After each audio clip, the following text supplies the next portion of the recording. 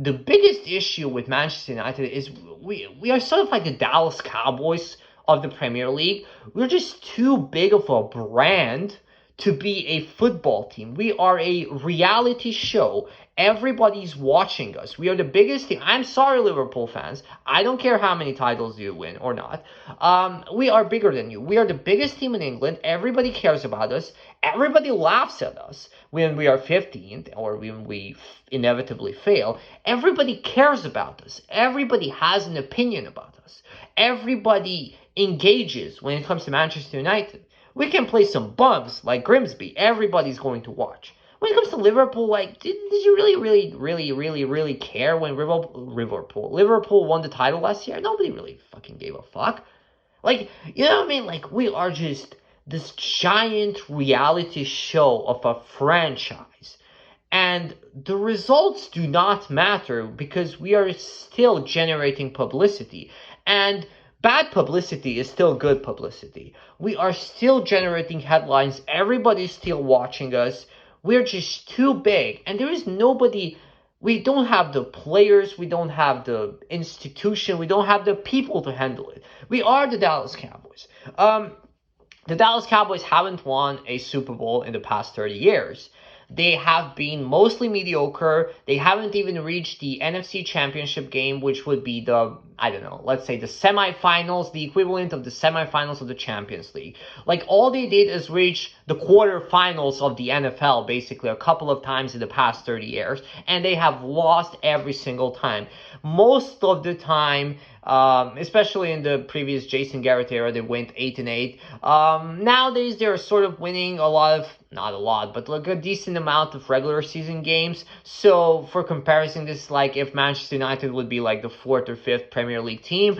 But inevitably, they do not win the Super Bowl. And I see the same patterns in certain players when it comes to Dallas Cowboys and certain players when it comes to Manchester United, especially when it comes to young players. I do not think, and this is why I think the academy players keep failing at Manchester United, I do not think that the reality franchise type of institution is good for young players. As in the Dallas Cowboys, as in Manchester United, when a young player comes through, I'm going to use Garnacho as an example. Garnacho came through a couple of years ago. He had a good season. He was fighting hard to get into the starting lineup, and he became a fan favorite. He was sort of this explosive player. He had this attitude about him. He had the hair. He had the number. He had the... he had a couple of dribbles, a couple of moves. He scored a couple of goals, a beautiful overhead versus Everton. He was this young star. But at the end of the day, Garnacho is just not good enough. He is a winger for Sevilla. Like, that is his level. Like, he is a winger for Sevilla. Like, he's a good player. But he's not that great.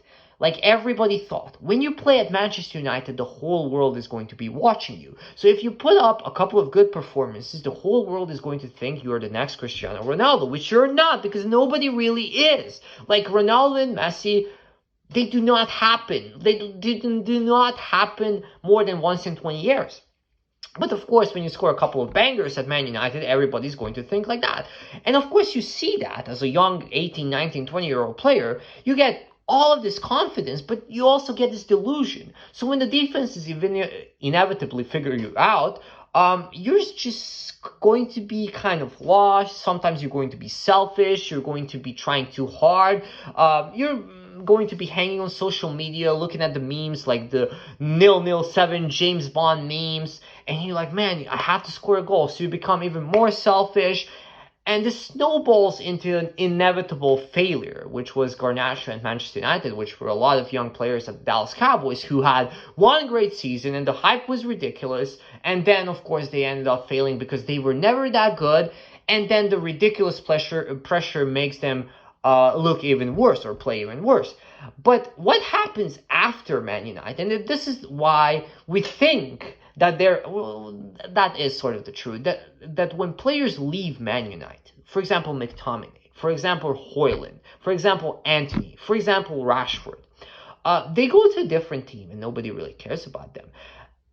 Well, not really that nobody cares about them. They are going to care about their good performances because they want to laugh at Manchester United. So if you're Rasmus Højlund and you go to Napoli, You go from the 15th team in the Premier League, which is a more difficult league than the Italian league. You go to the best team in the Italian league. Kevin De Bruyne is your playmaker. You have the best players in that league servicing you, and nobody cares about your stinkers. Nobody cares about you if you get benched. Nobody cares about you if you don't score a single goal for 2 months. There is no pressure. Well, yeah, of course, there is some pressure. They have a fan base. They have a media. But it's nothing compared to Manchester United. So what happens is nobody gives a shit when somebody like Højlund or McTominay puts up a stinker. But as soon as they score, as soon as they win, everybody's going to be, see, Manchester United, toxic relationship. This player is actually good.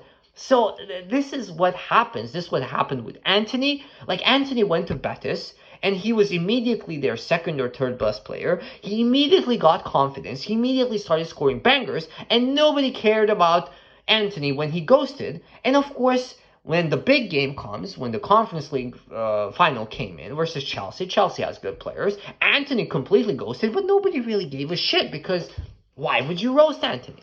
So it's sort of these like really unfortunate situations when it comes to Manchester United players, when it comes to the whole situation, and I'm not sure how do we get out of this. That's the saddest thing. Like, we have to get so immediately ridiculously lucky to like sign a ginormous number of great players that could mentor these young players. These young players have to have certain mentalities, to not hang on social media, to not get all up in their own asses, which is impossible for 18-year-olds. To not, I don't know. Yeah, I don't know how do we get out of this. Like, the Dallas Cowboys have sucked for the past 30 years, and they will keep sucking.